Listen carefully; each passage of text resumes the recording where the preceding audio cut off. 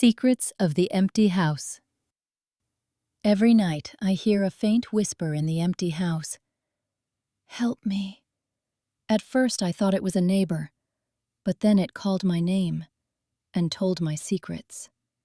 Sarah ran her palm along the kitchen countertop, the matte finish cool and seamless beneath her fingers. Perfect. Every angle calculated, every inch optimized for efficiency. Mike hefted the last box onto the island, his architect's gaze sweeping the space. "Told you it was move-in ready," he said, pride threading his voice. The house was his masterpiece, a study in modern minimalism, all uncluttered lines and sterile precision. Yet the Victorian intrusions clung like forgotten scars. A stained glass transom above the door, its cobalt swirls clashing with the white walls, and crown molding so ornate it seemed to writhe in the low light. Sarah nodded, but her eyes snagged on the wall. High near the ceiling, a faint halo of discoloration. Water stain? Impossible. The roof had been inspected, the plumbing pressurized. She blinked. Gone. "You okay?" Mike asked. She forced a smile. "Just tired." As she turned, it reappeared, a teardrop-shaped smudge darkening the plaster. Humidity, she told herself. Old pipes. Anything but what it looks like. The air was dry. The house was new. Her pulse fluttered. She touched the wall. Cool. Dry. No trace of moisture. The stain lingered, silent, insistent. She exhaled sharply, shaking her head. Stress. Unpacking. Yet when she glanced back, the smudge had stretched into a thin vertical line, like a scratch. Logic, Sarah. There's always a reason. She checked the roof vent, sealed. Scanned the plumbing report on her phone, spotless. The air hung still, heavy with the scent of fresh paint and something else, something faintly metallic. Her breath hitched. Why did the stain feel like it was watching her? Mike unpacked a coffee mug, oblivious. "We'll be happy here," he said. Sarah nodded, but her gaze drifted to the crown molding, where shadows pooled in the grooves like ink. The house was flawless, logical, controllable, wasn't it? She turned away, focusing on the stainless steel appliances, the open floor plan, the clean, unbroken lines. But the question coiled in her chest, unspoken. What if the cracks are already there? The stain deepened. Sarah traced the edge of the Victorian mantel, its carved roses clashing with the room's sleek concrete floors. Outside, rain tapped the floor-to-ceiling windows of their new Pacific Northwest home, a modern box perched on a hill, its sharp angles softened only by the century-old stained glass peacock above the hearth. Mike snored softly in the master bedroom, the house humming with the quiet pride of their fresh start.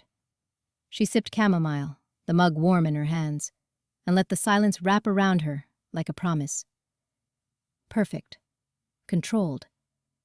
Ours. Then, a whisper. Not the wind, not the creak of settling beams. A voice, clear as the chime of the antique pocket watch Mike had found in the attic, slicing through the silence. "Sarah." Her spine stiffened. The mug hovered midair. Neighbors? But the nearest house sat half a mile down the gravel drive, its lights long extinguished. She strained to listen, heart hammering a rhythm against her ribs.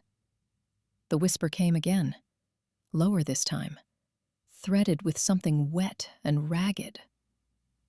"You shouldn't have come." Rationality flared.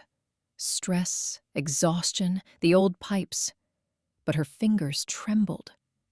The house had felt alive since they moved in. The way the stained glass cast fractured shadows at midnight. The way the clawfoot tub's porcelain felt unnaturally cold.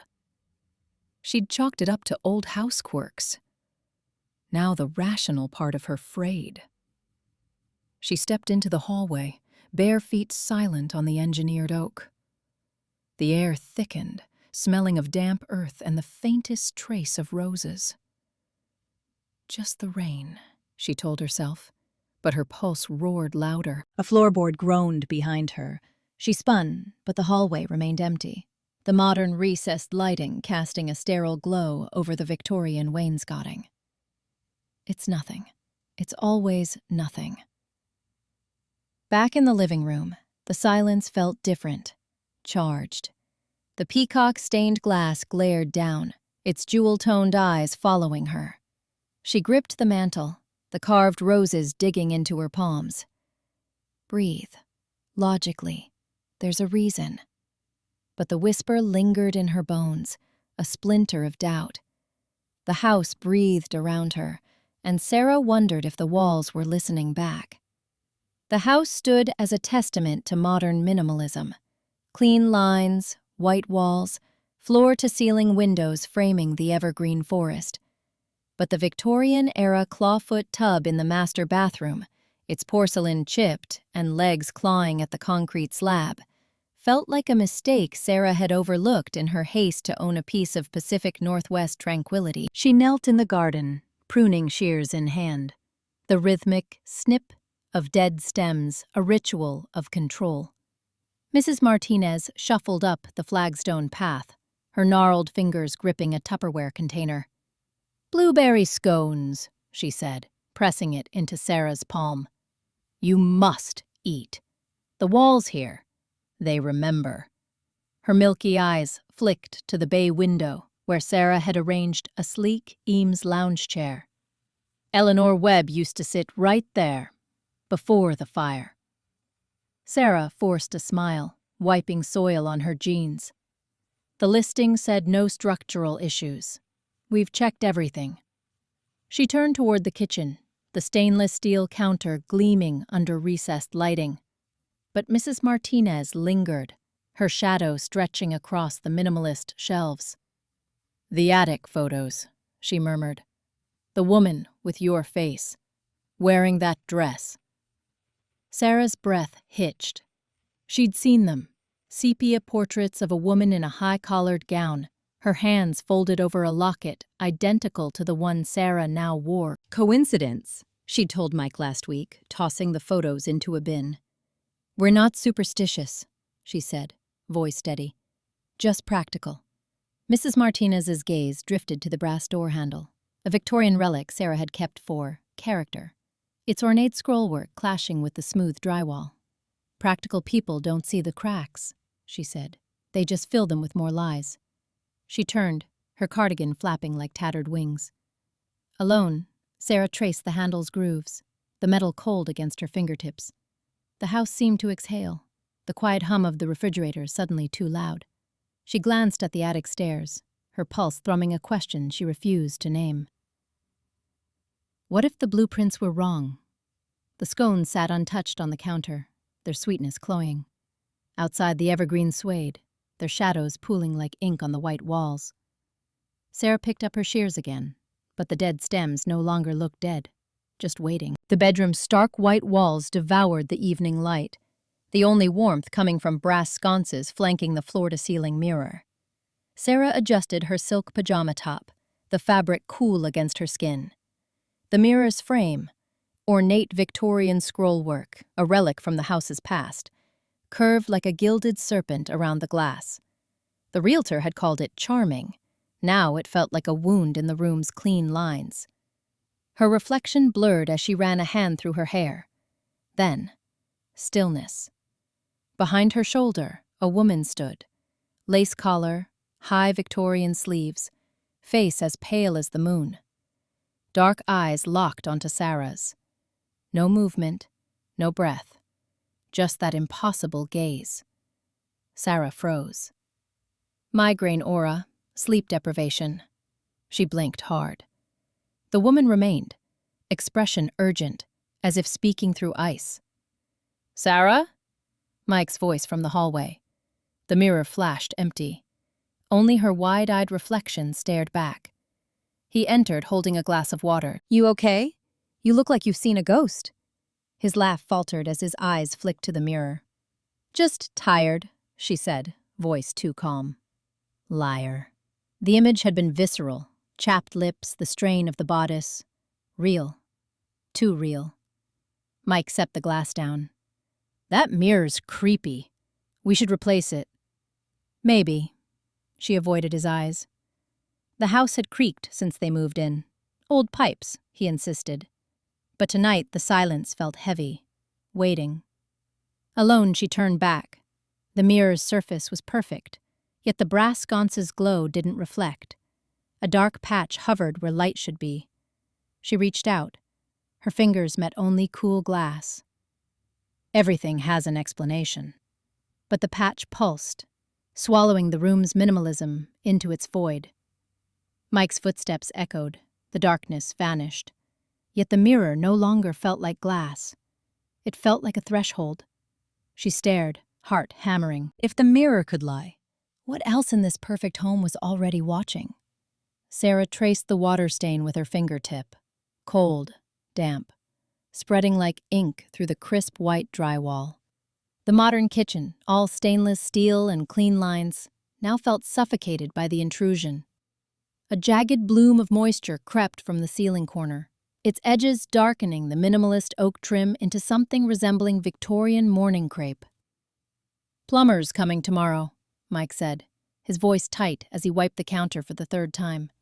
His architect's hands, usually steady, hovered near the stain, as if measuring its defiance of gravity. "No leaks in the pipes. No condensation. This isn't possible." "It's condensation," Sarah insisted, though her pulse hammered. She'd checked the HVAC, the rain gutters, even the attic insulation. Logic was a scaffold she clung to, but the wood beneath her feet felt less solid by the hour. Old houses settle, maybe the foundation. "This house isn't old," Mike cut her off, gesturing to the ornate crown molding that had inexplicably grown overnight along the ceiling. A tangle of acanthus leaves and serpents, carved with the precision of a 19th century seance table. They'd never installed it. "We designed this. Smooth, open, rational." Sarah's breath hitched. The stain pulsed, she swore. A deeper blackness pooled at its center, swirling like a slow, wet blink. She forced herself to look away, focusing on the sleek espresso machine, the geometric pendant lights, but the shadows between them now held the texture of lace, delicate and suffocating. "Mike," she whispered, "it's not water." He turned. His face, usually a calm harbor, was etched with the same terror she refused to name. "Then what is it?"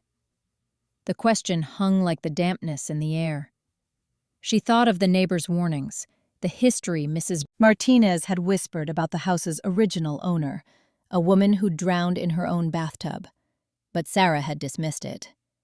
Coincidence. Misinformation. Now the stain spread to the floor, seeping under the modernist dining chairs, warping the pristine concrete. The water wasn't leaking down. It was rising. Mike grabbed her wrist, his grip urgent. "We need to leave. Tonight." She yanked free, fingers brushing the wall. The surface was dry now. Perfectly, impossibly dry. "No, it's just moisture. A fluke. We'll fix it." Her voice cracked. The lie tasted like rust. Outside, the Pacific Northwest rain lashed the windows, but inside, the air was thick with something older, heavier. The Victorian trim seemed to breathe, the carvings twisting in the periphery of her vision. Sarah pressed her palms flat against the drywall, searching for the pulse of logic she'd built her life on. It was gone. Mike's hand found hers, trembling. "Sarah, look at it." The stain had vanished. Only the ornate molding remained, its shadows too deep, too deliberate. A silent echo of the home they'd thought they'd built. She swallowed. The fear was no longer about losing the house. It was about losing the truth, the belief that she could ever understand the walls closing in. The coffee machine hissed. The water in the reservoir boiled, though she hadn't turned it on. The peeling wallpaper tore, with a sound like dry skin. Sarah's fingers, dusted with plaster, traced the Victorian lattice beneath. Black roses coiled around thorny vines, their petals rendered in sepia tones that bled into the modern drywall. Just a previous owner's taste, she told herself, tugging at the last stubborn strip. But the pattern didn't end. It crawled into the corners of the room, its ornate decay seeping through the house's sleek, white minimalism like ink in water. Then the photo slid out. A stack of cabinet cards, edges curled with age, spilled onto the floor. Sarah knelt, her breath hitching at the first image. A woman in a high-collared dress, her dark hair pinned severe as a vice. Eleanor Webb. The caption beneath was faded, but the eyes, God, the eyes, held a stillness that felt less like a portrait and more like a trap. Sarah's pulse thrummed in her throat. Coincidence, a relative, a tenant. She flipped to the next. Eleanor standing on the porch. They'd just renovated. Her hand resting on the new composite railing. Impossible. The house had been gutted, the porch rebuilt from the studs up. "Mike!" she called, but her voice came out thin, strangled. She pressed a palm to the floor, steadying herself. The third photo showed Eleanor in the current kitchen, her reflection in the stainless steel fridge, a smile that didn't reach her hollowed-out eyes. Sarah's rational mind scrambled. Old blueprints, misdated prints. A prank. But the details were too precise. The exact placement of the under-cabinet lighting Mike had installed last week. The chip in the countertop Sarah had cursed just yesterday. A draft slithered through the room, though all windows were sealed. The air thickened with the scent of lavender and damp earth, the same odor that clung to the house after rain. Sarah's fingers trembled as she turned the final card. Eleanor stood in the hallway, one hand raised, not waving, but pointing toward the nursery. The room they'd left untouched. The room with the new wallpaper. Her husband's footsteps echoed down the hall. Sarah shoved the photos into her pocket, smoothing her expression into calm. "Just old stuff," she said when Mike appeared, his shirt dusted with sawdust. He frowned at the exposed Victorian lattice. "We should rip this out. It's wrong." Sarah forced a smile. "It's just history." But her skin prickled. The house had been built over a story that refused to stay buried, and as she watched Mike turn away, she wondered, how many layers of truth do we sand away to keep the surface clean? The question hovered, unspoken, as the roses on the wall seemed to tighten their grip. Sarah's keyboard clicked like a metronome, each keystroke a promise of order. The glass desk, the floating shelves, the steel and wool chair.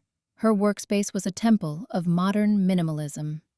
Sunlight streamed through floor-to-ceiling windows, illuminating the precise alignment of her monitor, the single vintage inkwell, a gift from Mike, its brass tarnished like a secret, beside her laptop.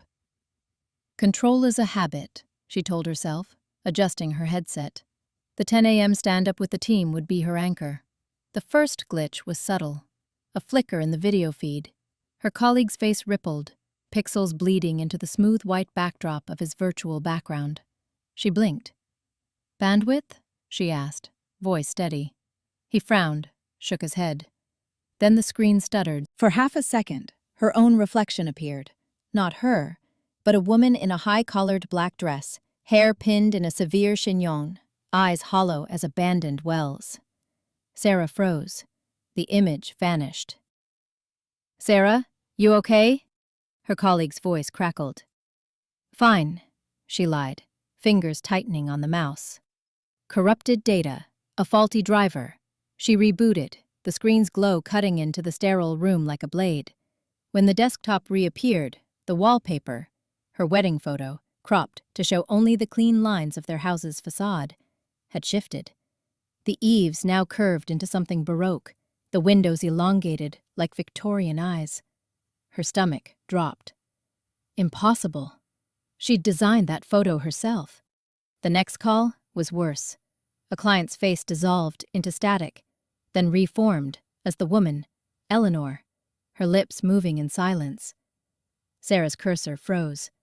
The ghost raised a gloved hand, pointing not at Sarah, but through her, toward the hallway mirror. Sarah whipped around. The mirror reflected only the hallway, but the Victorian runner rug beneath it, bought last week on impulse, had deepened from cream to blood red. "Sarah?" Mike's voice cut through the headset. He joined the call, sensing the tension. "Your screens." The monitor flared. Eleanor's face filled the display, the black dress now stained with rust-colored smears. The words, "She didn't deserve the fire," crawled across the bottom of the screen in a spidery font. Sarah yanked the power cord. Darkness. But the laptop's fan kept whirring, as if something inside refused to die. Mike's face appeared in the phone screen. Real. Solid. "Talk to me." "I'm fine." She forced a smile, but her hands trembled. The house felt smaller, the ceiling pressing down like a lid. Outside, the Pacific Northwest rain had started, drumming against the glass walls. Through the window, the garden's geometric topiaries seemed to twist, branches curling into skeletal fingers. She booted the laptop again. The login screen loaded. Normal. Relief, sharp and brief. Then the cursor moved on its own, dragging the mouse to the camera icon. It clicked. The webcam flipped on. Eleanor's face stared back, superimposed over Sarah's own. The ghost's mouth opened. No sound. But Sarah felt the words. "You can't code your way out." The screen went black. A single line of text pulsed. "The walls are listening." Sarah slammed the lid shut. Her breath came in ragged bursts. The house creaked, not the usual settling of new construction, but a low, rhythmic groaning like footsteps. She traced the edge of the desk, the smooth surface now marred by faint, deliberate scratches. Victorian flourishes, she realized with a jolt. The house had been built over an old Victorian foundation. Mike had said they'd gutted it. Lies. Mike's call went to voicemail. She tried Mrs. Martinez next, but the dial tone stretched into silence. The inkwell on her desk began to vibrate. A drop of ink, thick, dark, splashed onto the keyboard. It didn't smear. It crawled, forming a perfect, tiny noose. Outside, the rain intensified. The garden's topiaries writhed in the downpour, their shapes morphing into hunched figures. Sarah backed away from the desk, her heel catching on the rug. It pulled her, fibers snagging like teeth. She fell, the floorboards groaning beneath her. The laptop lid creaked open on its own. The screen glowed, displaying a live feed of the room, her room, but distorted. The minimalist shelves now brimmed with porcelain dolls, their glass eyes tracking her. The clean lines of the windows had transformed into arched, leaded panes. And in the reflection of the hallway mirror, Eleanor stood behind her, hand outstretched. Sarah scrambled up, heart hammering. Run! But where? The front door's modern handle had been replaced with a tarnished brass knob, the wood around it carved with weeping angels. The house wasn't just haunted, it was rewriting itself. She grabbed her phone. No signal. The clock app read 10:03 a.m., but the screen flickered. 1883. The computer screen died. In the sudden silence, she heard it, a whisper, not from the device, but from the walls themselves. "You see it now, don't you?" Sarah stared at the blank monitor, her own white-knuckled reflection staring back. The question hung, unspoken but suffocating. If reality bends in the machine, where does the truth live? The inkwell stopped vibrating. The noose dissolved into a single word, bleeding into the wood grain of the desk. Run. Mike's fingers brushed the edge of the hidden compartment beneath the floorboard, the one he'd discovered while replacing the baseboard. The wood groaned like a dying breath as he pried it open. Inside, a bundle of yellowed newspapers, tied with frayed velvet ribbon, lay nestled against the house's original Victorian-era wiring. Exposed copper strands, snaking through the modern drywall like veins. "Sarah," he called, voice tight. She didn't answer. He found her in the kitchen, meticulously aligning the stainless steel utensils in the drawer. Her knuckles were white. Look at this. He spread the papers on the island. The headlines screamed in faded ink. Local woman vanishes from secluded home, 1953. A grainy photo of Eleanor Webb, her smile too wide, eyes hollow, stared up from the page. Sarah didn't touch them. Old urban legend. These houses always have stories. She tapped the modern smart thermostat, its blue glow steady. People need mysteries to feel interesting. Mike pointed to a detail, the description of the house's unusual architectural anomalies. The same ornate crown molding, the same asymmetrical staircase they'd restored last month. It's this house. The article says she vanished the night the previous owners installed these. He traced the Victorian filigree carved into the new oak banister. Its curves too precise, too old for the minimalist design they'd paid for. Her breath hitched. Coincidence? Or maybe the contractor reused materials. She snatched a paper, scanning for errors. The date, the name of the street. All correct. Her logical scaffolding creaked. Remember the draft in the nursery? Mike pressed. The one that only happens at 3 a.m.? Or the way the floorboards bend near the master bath? Settling. Physics. But her voice wavered. The house had always felt watched. A sensation she'd blamed on stress. On the sterile white walls now marred by the ghost of wallpaper patterns visible in certain lights. Mike pulled out a final clipping. A coroner's note mentioning unexplained lacerations on Eleanor's left hand. Sarah froze. Last week, she'd cut herself on the same spot while polishing the antique mirror above the fireplace. Its frame, she'd insisted, a vintage accent they'd bought at a flea market. She crumpled the paper. This is noise. Data without context. But her hands trembled. The mirror behind her reflected only the stark modern kitchen. No shadows, no figures. Yet for a second, the glass seemed to warp, as if reality itself were a thin veneer. Mike stepped closer. What if the house wants us to know? Sarah turned, avoiding the mirror. I refuse to believe we're just puppets in some dead woman's story. She swept the papers into the trash, the rustle of newsprint unnaturally loud. But as she did, a single headline caught the light. Eleanor Webb's last words. They're in the walls. The smart thermostat flickered. 68 degrees Fahrenheit. Always 68 degrees Fahrenheit, no matter the setting. Sarah's throat tightened. She forced a smile, but her eyes darted to the mirror. Empty. Still. For now. The house exhaled. The walls held their breath. The floorboards groaned under Sarah's bare feet as she paced the living room, her breath fogging the air despite the thermostat reading 72. The house had always been too cold since the storm. Mike sat rigid on the velvet chaise, a Victorian relic they had inherited with the house, fingers gripping the armrest's carved serpents. His eyes followed her, wide and raw. Explain it, then, he said, voice frayed. The smell in the nursery last night. Roses. In January. Sarah stopped, arms crossed. Mold. Decomposition. Something physical. She gestured to the cracked plaster where the modern drywall met the original wainscoting, the house's two eras warring in the seams. You're letting fear override logic. The mirror bled yesterday, Sarah. It was condensation. Or, she choked on the word, you spilled wine. Mike stood, looming over her. Eleanor's initials carved inside the closet, the one we just sealed. Vandalism. Mrs. Martinez warned us about the neighborhood kids. You know that's not true. His hand brushed the pocket where he'd stuffed the photograph. A black and white image of the house from 1923. The porch lined with roses.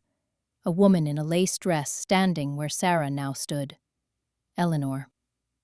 Sarah turned toward the hallway, where the full-length mirror hung, a gilded Victorian frame swallowing the minimalist space.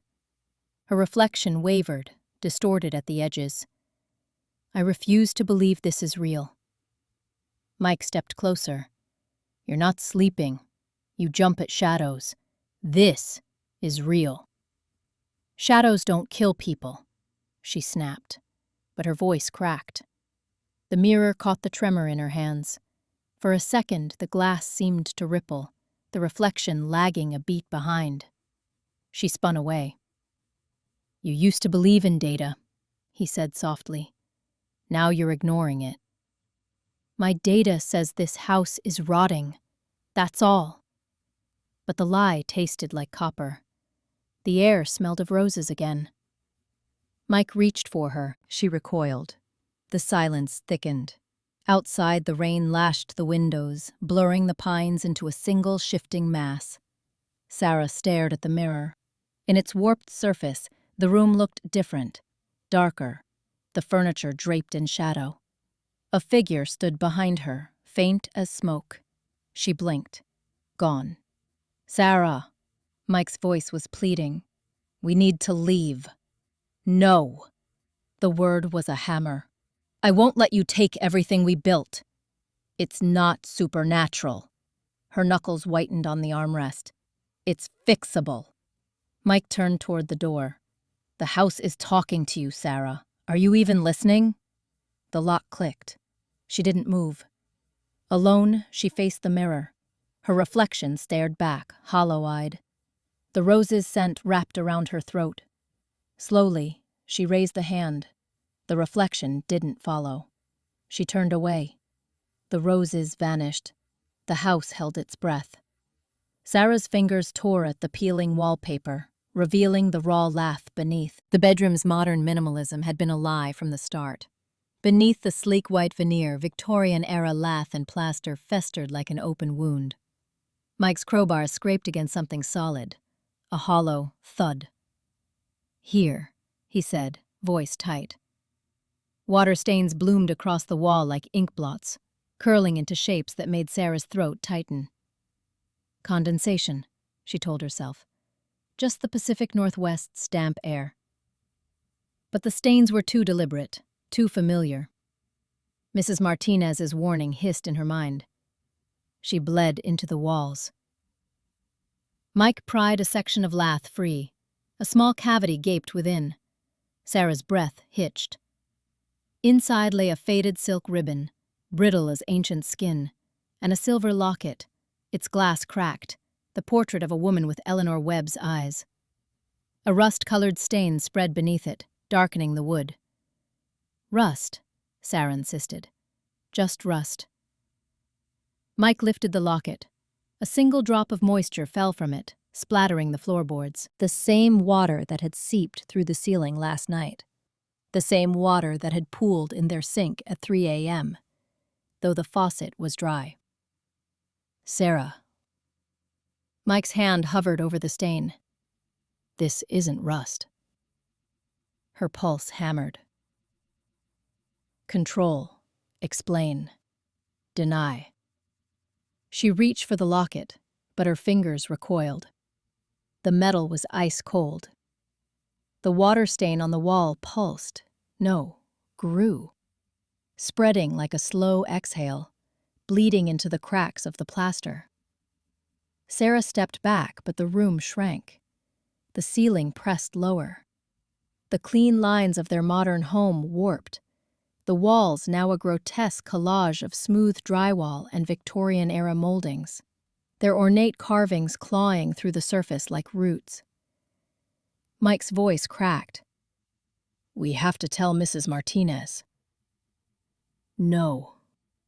Sarah's mind screamed. It's the house settling, a prank, anything but. The locket slipped from Mike's grasp. It struck the floor, snapping open. Inside, a lock of hair, dark and stiff, and beneath it, etched into the metal. "She sees you." Sarah's knees buckled. The water stain on the wall now mirrored her silhouette. Too tall, too still. Her rational mind shattered like the locket's glass. The house exhaled. The walls trembled. And for the first time, Sarah couldn't explain why. The silence after Mike's last shout was worse than the creaking. Sarah pressed her back against the hallway wall, the cool drywall trembling under her palm. One moment, he'd been there, kneeling by the floor vent, flashlight cutting through dust motes, his voice tight with forced calm. "Just the pipes, babe. Old houses settle." The next, a sound like glass cracking underwater, and he was gone. Not gone. The house wouldn't allow it. Just absent, as if the air had swallowed him whole. She stepped forward. The hallway stretched longer than it should, modern recessed lights now casting jagged shadows from the newly visible crown molding, dark oak, carved with thorny vines, as if the house had grown teeth overnight. Her breath hitched. Logic, patterns, data. She'd debugged code for years. Chaos was just a problem waiting for a solution.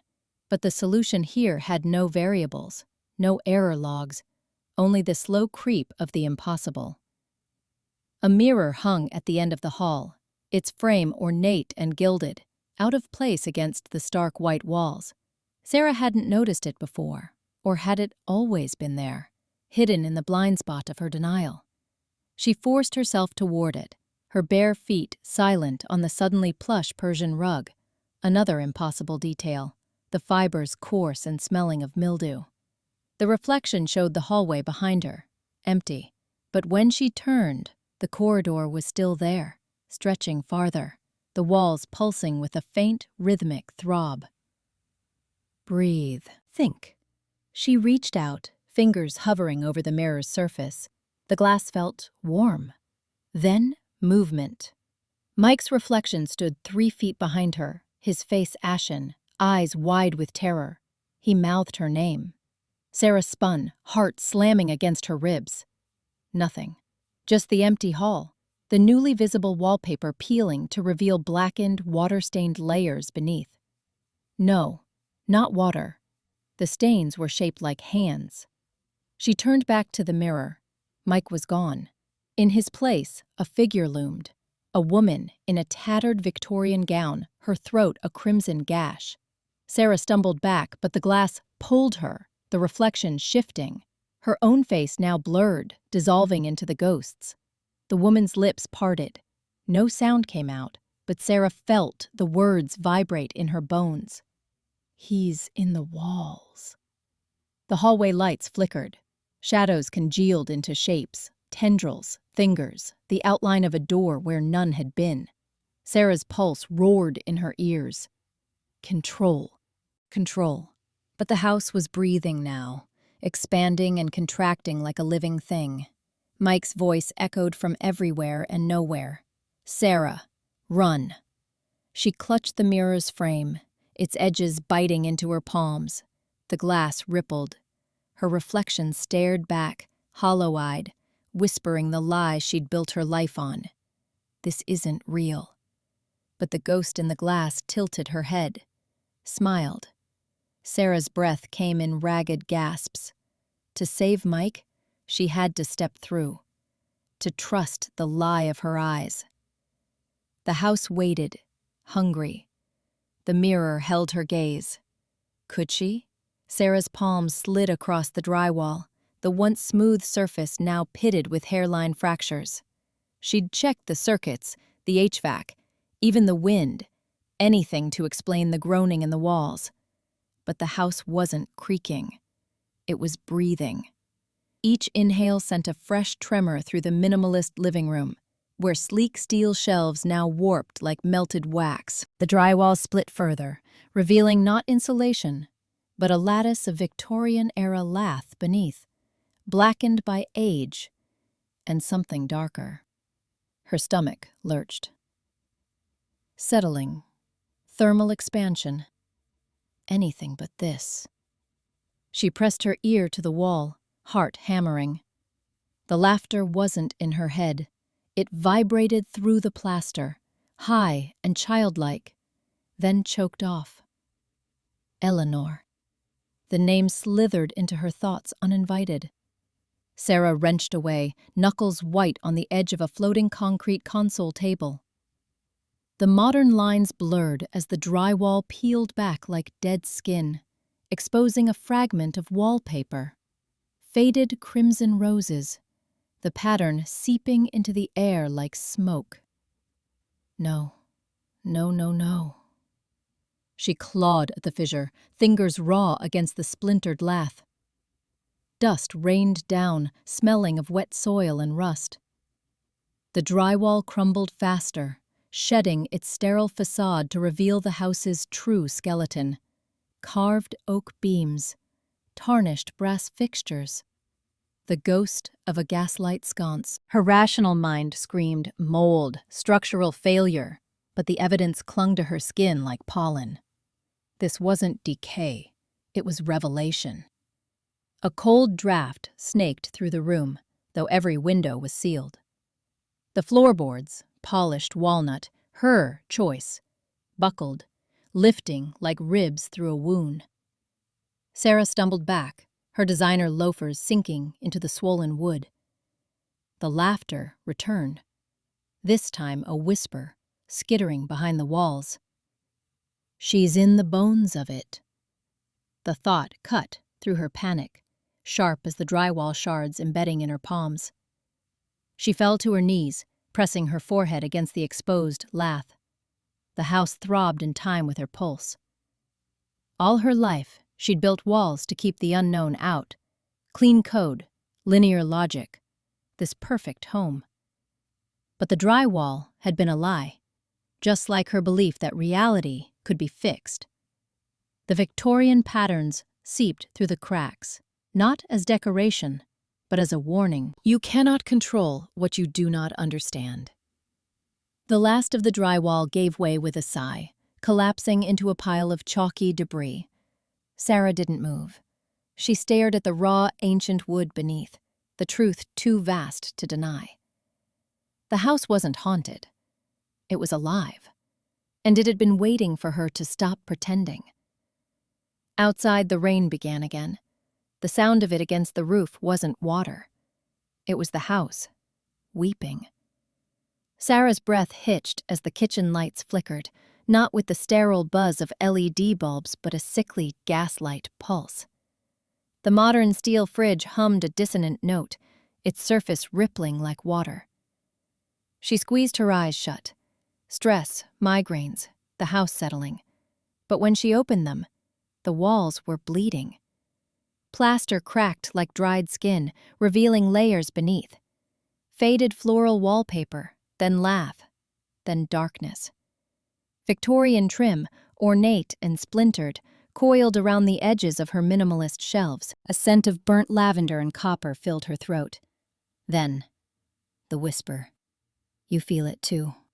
Eleanor stood in the doorway, her throat a ruin of frayed velvet and dried roses, her dress the color of old bruises. Not a ghost, a wound in the house itself. Sarah stumbled back, knocking over a sleek ceramic vase. It shattered, but the pieces didn't scatter. They crawled toward Eleanor's feet, reassembling into a child's tea set. He promised me safety, Eleanor rasped, her voice echoing from the walls, the floor, Sarah's own ribs. The architect, my husband, he built this for me, then buried me in the foundation. Sarah's palms pressed against the counter, but the cool quartz warped beneath her touch, revealing the same lath and plaster as the walls. Logical. It's the damp, the age of the house. But the lath wasn't wood. It was bone, splintered and pale, pressing through the modern facade like teeth.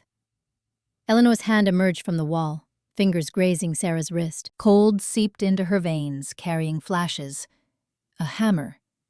A scream, muffled by mortar. The last thing Eleanor saw, the ceiling's new plaster, smooth as a coffin lid. You're like me, Eleanor breathed. You thought he'd keep you safe. But the house, it hungers for truth. Sarah wrenched away, but the vision clung. The kitchen dissolved into a Victorian parlor. Tarnished mirrors, shattered now. Not a symbol, never a symbol. A blood-stained chaise. Eleanor's corpse lay where Sarah's yoga mat should be, her eyes wide with the same terror Sarah felt now.